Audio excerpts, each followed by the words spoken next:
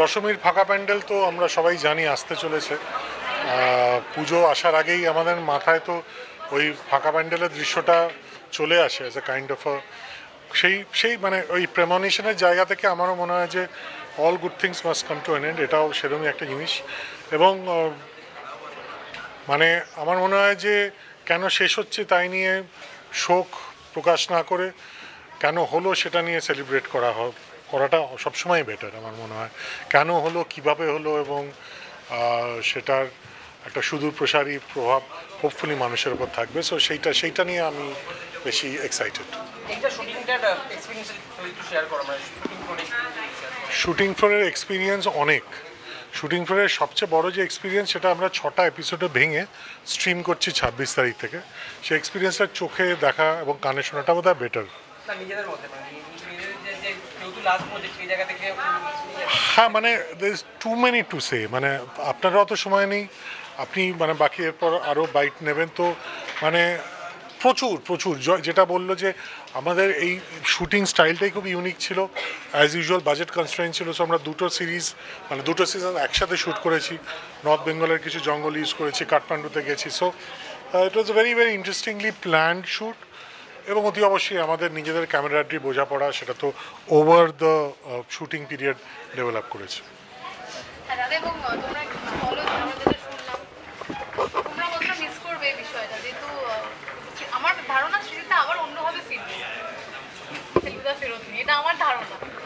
হ্যাঁ, আমরাও সেটাই আশা করছি, সেটাই বললাম, যেটা ওখানে বললাম সেটা আমরা সবাই মিন করছি যে সেটাই হোক।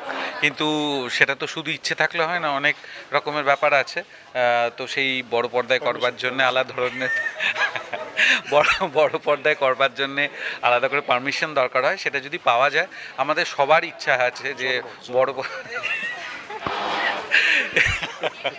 যদি সেটা সম্ভব হয় তাহলে আমরা সবাই চাই যে বড় পর্দায় এই টিম নিয়ে আবার আসতে।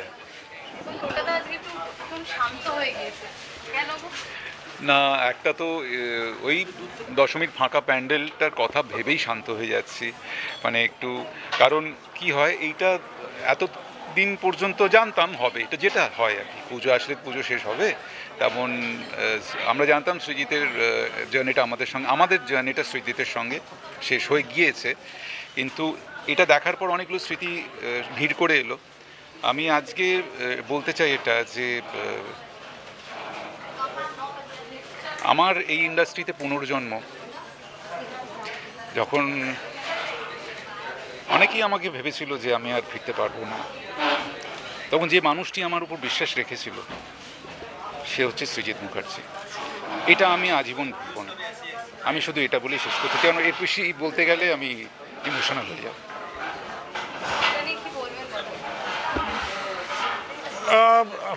মানে আমার মনে হয় যে যা হয় ভালোর জন্য। টিনটু যিশু দেখে যখন বেরোচ্ছিলাম, টিনটু যিশুতে পর্দায় এক ফেলুদার সঙ্গে সমানতালে ফিজিক্যাল ফিটনেস এবং পার্সোনালিটির যে নিদর্শন আমরা দেখতে পেয়েছিলাম, আমি তো ফেলুদা ভক্ত, আমি দেখেই বলেছিলাম যে আমার ফেলুদা।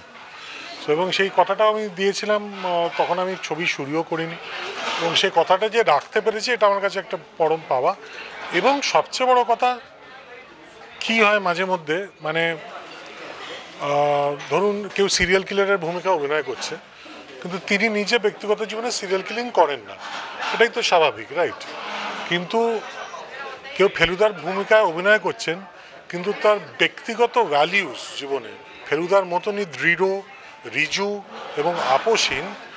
এই কোইন্সিডেন্সটা কিন্তু টোটার ক্ষেত্রে হয়েছে, উইচ ইজ ওয়াই আমার মনে হয় যে মানে টোটা is as much of an off screen Feluda as an on screen Feluda. এবং সেখানে ফেলুদার যে দৃঢ়তা, যে অনেস্টি, যে ইন্টিগ্রিটি, যে রিজু শিরদাঁড়া, সেই জিনিসটা টোটার মধ্যে অফ স্ক্রিনও আমি পেয়েছি, which is Y I am very happy that the on-screen Feluda was done by an off-screen Feluda as well. এবং of course I have to mention the physical fitness. যে ফিজিক্যাল ফিটনেস আমার মনে হয় মানে সবচেয়ে ফিজিক্যালি ফিট ফেলুদা আজ অব্দি আমরা যে কজন ফেলুদাকে পেয়েছি।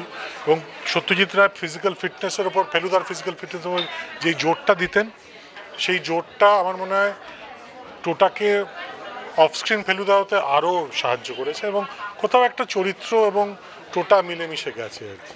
সো এটা কাইন্ড অফ ডেভিড সুশে আরকিউল পয়রোর মতো একটা অদ্ভুত blurring of reel and real, যেখানে ডেভিড সুশে মানেই আরকিউল পয়রো এবং ভাইসি ভার্সা। সো টোটা এবং ফেলুদার ক্ষেত্রে আমার মনে হয় সেটা হয়েছে। আরেকটা বিষয় জানতে চাইবো, এটা বলা হয় যে সৃজিত দা নাকি ফ্লোরে ভীষণ সিরিয়াস হয়ে যান, তারপরে আবার হয়ে গেলে আবার নন, এটা কতটা সত্যি?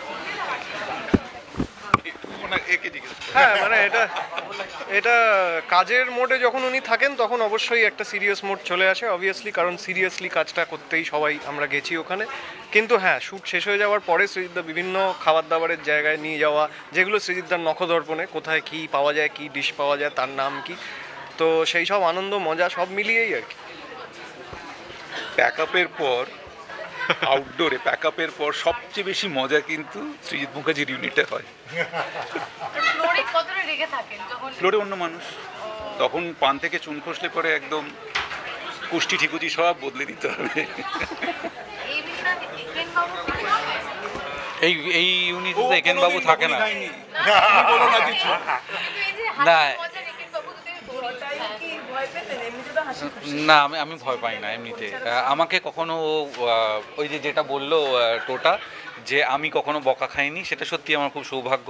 ইভেন আমি যখন প্রথম ওর সাথে কাজ করতে গিয়েছিলাম, ফার্স্ট যখন শুটিং করে আসছি, তখন তোমার ইউনিটের যারা এডি ছিল তারাই বলছিল যে তোমাকে কিন্তু কখনো কিচ্ছু, ও যেমন জটায়ু, ও মানে ফেলুদা গল্পে জটায়ু থাকলেও জটায়ু ওর ফেভারিট ক্যারেক্টার, সেটা নিয়ে আমাদের অনস্ক্রিন অফস্ক্রিন ফেলুদা অনেকবার একটু উষ্মা প্রকাশ করেছে যে ফেলুদা হচ্ছে কিন্তু জটায়ু তোমার favourite character.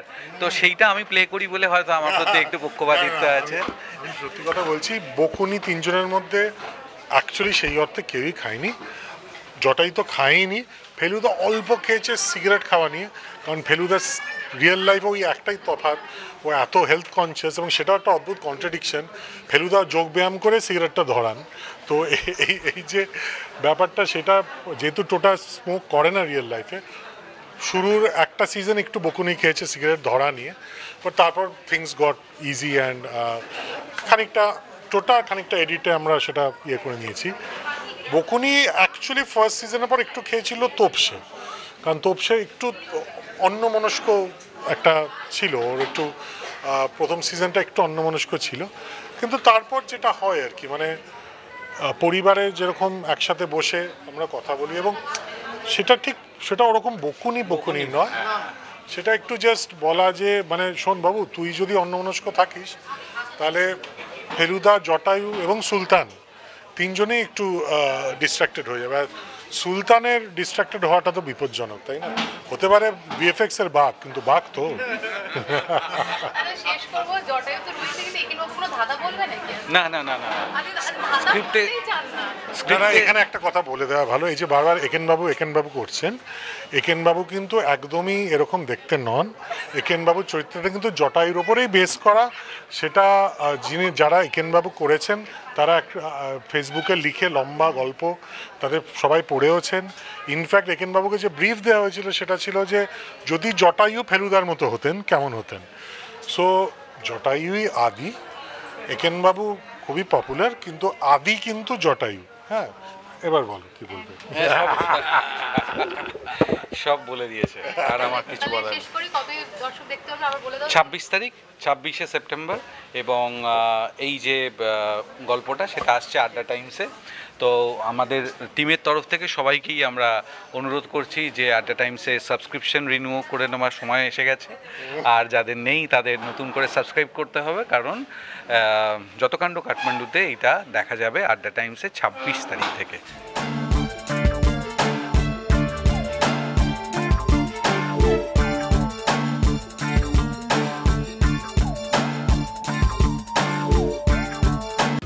Tollywood focus Kolkata চ্যানেলটি আপনাদের ভালো লেগে থাকলে লাইক করুন, সাবস্ক্রাইব করুন এবং আপনাদের পছন্দের ভিডিওটি অবশ্যই শেয়ার করুন।